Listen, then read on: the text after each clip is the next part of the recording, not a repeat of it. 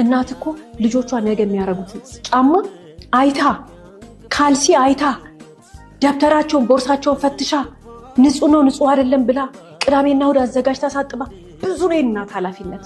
አባት ያንን አያደርግም አላልኩም። የምንናገረው ዛሬ ግን ስለ እናት ነው።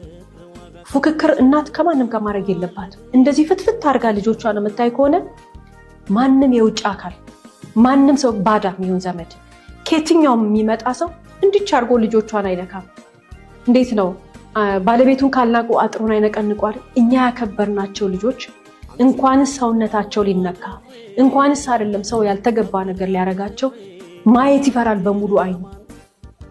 ልጆቻችንን እናክብር። ራሳችንን እናከብር ከሆነ ልጆቻችንን እንጠብቃቸው። ምክንያቱም የኛ ኃላፊነቶች ናቸው። እናቶች ልብ ማለት መቻል አለባቸው። በርካታ ህፃናት ዛሬ በየቦታው የመደፈር ጥቃት የተለያየ ነገር የሚደርስባቸው እናቶቻቸው ችላ ስለሚሉ ነው።